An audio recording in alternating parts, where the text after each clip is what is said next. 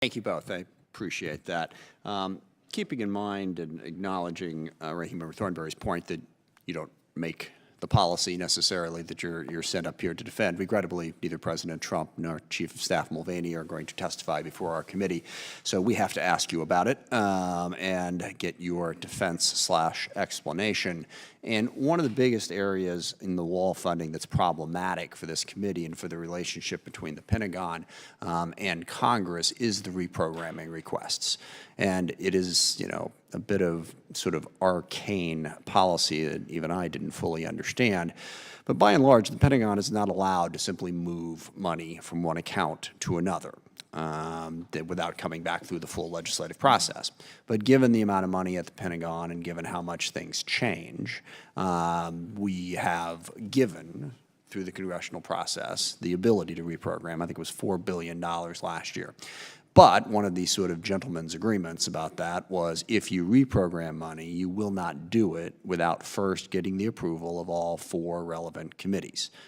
Defense Appropriations in the House and the Senate, and Armed Services in the House and the Senate.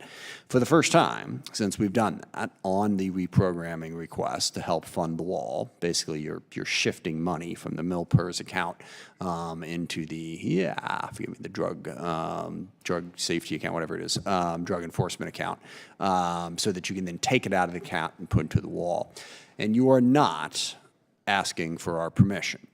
Now, you understand that the result of that likely is that the Appropriations Committee in particular would no longer give the Pentagon reprogramming authority. Now, I think that's unfortunate because they need it.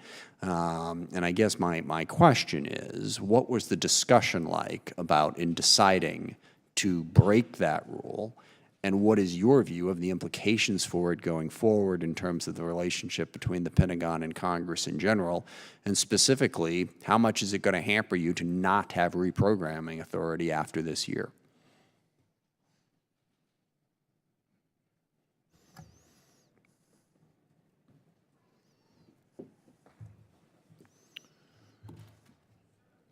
Chairman, what was the second part of that? There was the what was the discussion? How's it going to hamper the relationship if you? Sorry, how's it going to hamper your ability to do your job if you don't have any reprogramming authority going forward? Right. Yeah.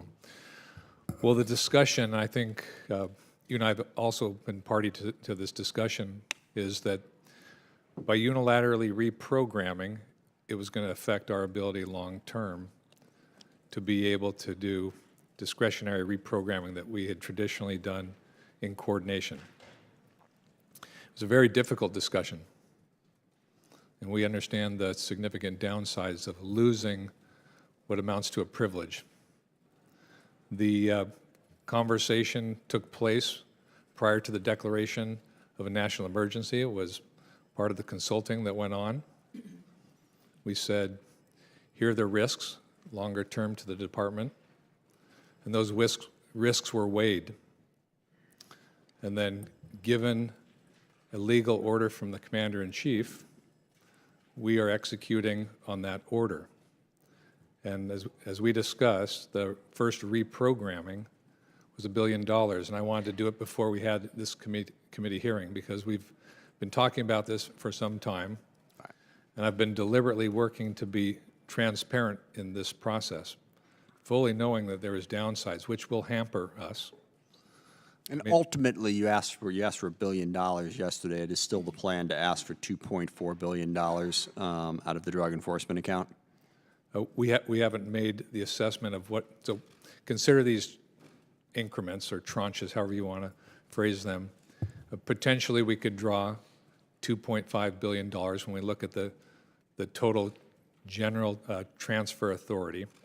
We think beyond that would be too painful to being able to continue and maintain readiness and operations. Okay. But we don't know what that next increment of funding would look like. All right. And one final question on this piece. You're getting the money because I believe it's the Army, or was it the Army and the Marine Corps that did not meet their in-strength goals? Yeah, let me ask David Norquist. Okay, sure. So the source of the money, as you pointed out at the beginning, is the military personnel account. The Army was falling short of its recruiting targets by about 9,500.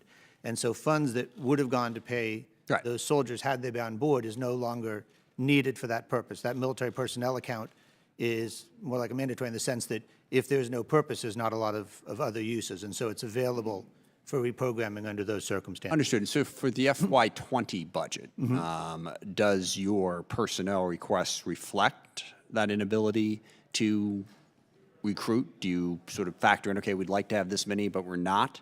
Does it make sense to give you the same amount of money for MilPers if it's just going to wind up in the drug enforcement account and then go to building a wall? Do you want to make I believe we agreed that. Yeah. Yes, so we went ahead and planned the 20 budget off of the Army revised its expectations for next year accordingly, and that's the number that's in the 20 budget, sir. Okay.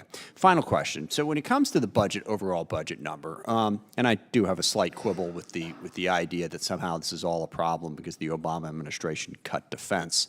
I think to the extent that we rely on that political talking point, it undercuts the fact that this all happened because of the battle over the budget. I mean, the Budget Control Act wasn't passed because the Obama administration decided they wanted to do it. It was passed because we were literally 2 days away from not paying our debts. There was a refusal by the then Republican-controlled Congress to raise the debt ceiling. And the only deal to be able to raise the debt ceiling was to agree to sequestration in the Budget Control Act. It was a bipartisan act of, well, self-flagellation, if you will, in terms of messing up our budget for 10 years to come just because we didn't have the political courage to live with the consequences of the money we had already spent. And that led to no end of problems, but it was a bipartisan problem. And really, it's a bipartisan unwillingness to address the reality that you can't balance the budget while cutting taxes and increasing spending. A choice has to be made.